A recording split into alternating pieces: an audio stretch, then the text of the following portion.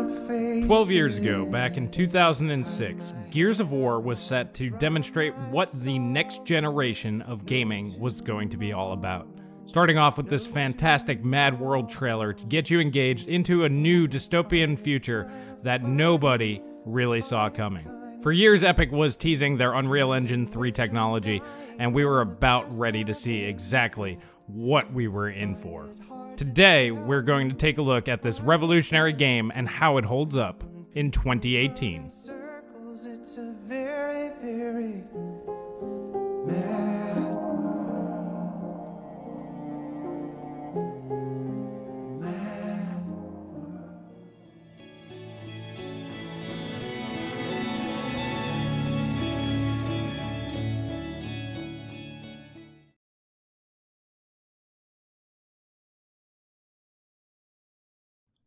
Starting off, we are taking a look at the original Xbox 360 version of Gears of War being played on an Xbox One via backwards compatibility. As you can see, the game still holds up very well here today.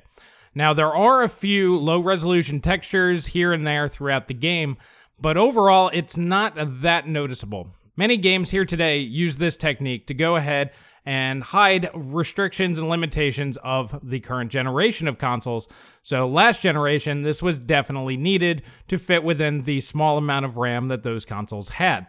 However, there were also extremely high resolution textures used in this game all the way back in 2006, as well as fantastic effects like this water beating down off of this tree here. And I remember seeing this back in the day, and this really stood out to me as, oh my god, this is infinitely better than anything we'd ever seen in graphical technology up until that point. There are also drawbacks to the shading during cutscenes that you can see here that were basically just limitations of the last generation of consoles. That is something that can be done much better with modern technology. However, it's not too detracting to the gameplay experience, and overall, the graphics from a 2006 12-year-old game at this point does hold up very, very well here today. At no point was I looking at this going, man, this is ugly. In fact, it was quite the opposite. Most of the time I was going, man, this still holds up extremely well.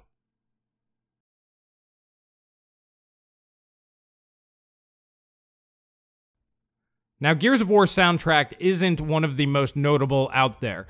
The soundtrack in the game is pretty basic. The music ramps up when you get into combat, and it does have its own feel and tone, and it does work very well for the game.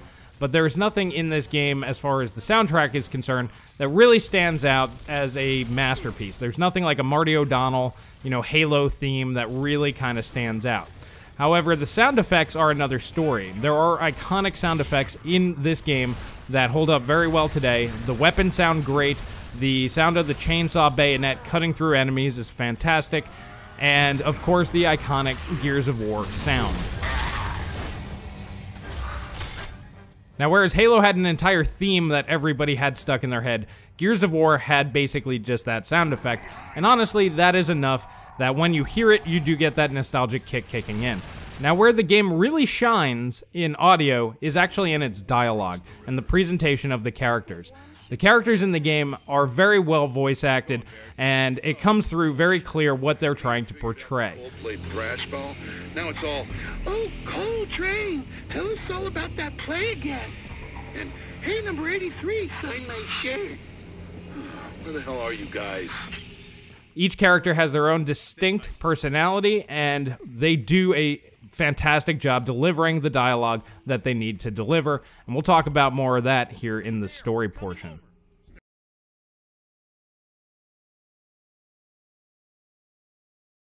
Now, the overall story of Gears of War isn't anything crazy or special. It's about Marcus Phoenix being redeemed after being freed from prison for something. They don't really explain why he was in prison in the first place, but this is a redemption story where you have to follow orders, kill bad guys, and save the day.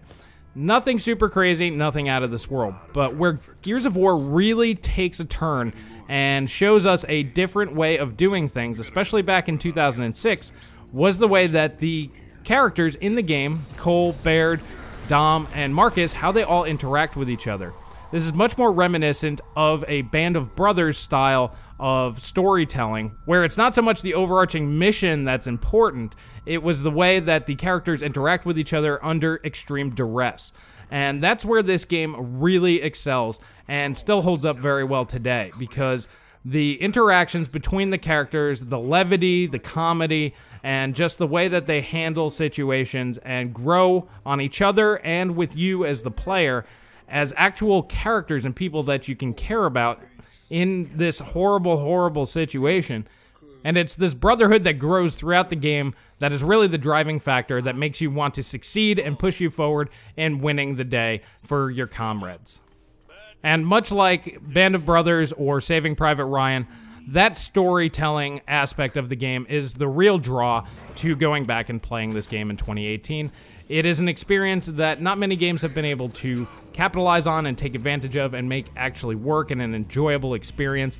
But Gears of War has done it very, very well, much like going back and watching those old movies or TV series. Gears of War is definitely on that level of something that you want to experience every few years because it does it so much better than pretty much everything else out there.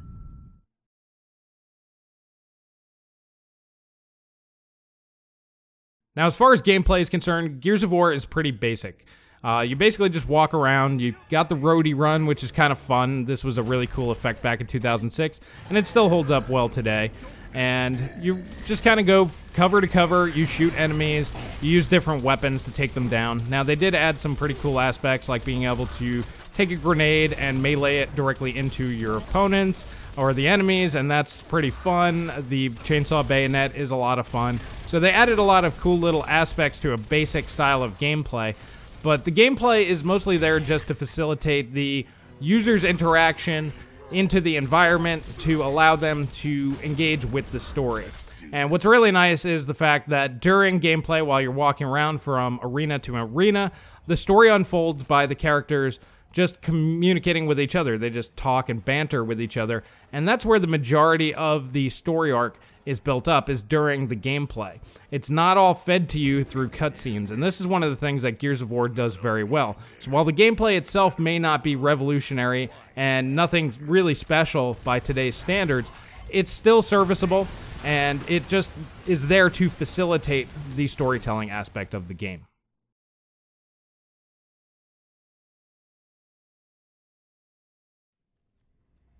As far as availability goes, the original Xbox 360 version of the game sold millions of copies. You could very easily pick one of those up and pop that into a current Xbox One console, and it will work just fine.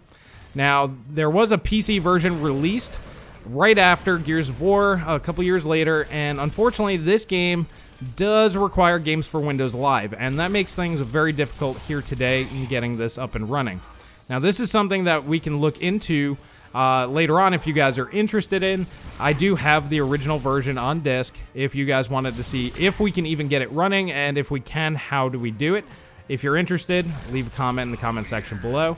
If you're not interested in dealing with all of that, you can always pick up Gears of War Ultimate on either the Xbox One console or PC, and this runs just fine on modern operating systems. You do need Windows 10, which is a little bit of a limitation for some people out there. But regardless, you can go ahead and pick that up and it will work just fine.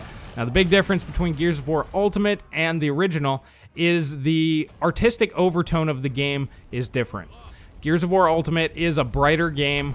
It's more vibrant in colors. The original has a more gray overtone to it, which does add to its artistic feel and really makes the game feel a little bit more unique, in my opinion.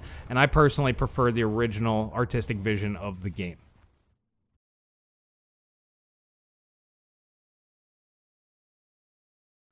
At the end of the day, after playing through Gears of War once again in 2018, I walk away with the same great feeling that I did back then.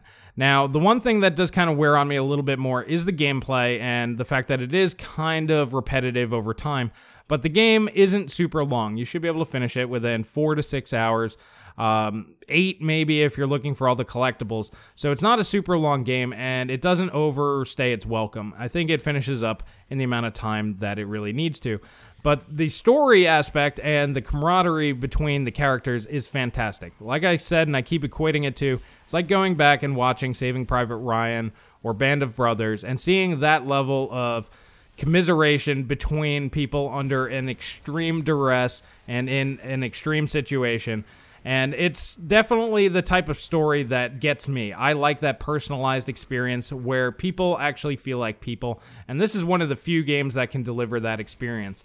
So graphically, the game is very good, holds up very well. The soundtrack is pretty solid, nothing special, but the voice acting and sound effects are fantastic and top-notch and hold up very well today. The story is really the main draw to this game, and it holds up extremely well in 2018. And as I mentioned, any drawbacks to the gameplay are pretty much overshadowed by the rest of the game's presentation and quality. And as far as availability goes, this is not a very hard game to get up and running if you have a PC or an Xbox console. So overall, I would absolutely recommend Gears of War in 2018. Whichever version it is that you'd like to play, any of them will deliver a fantastic experience, and this game certainly does hold up in 2018. Well, alrighty guys, let me know what you think down in the comment section below. Have you played Gears of War lately? Do you still enjoy it? Did you enjoy it in the first place? Did you not? I mean, what did you like, not like? Let me know in the comment section down below.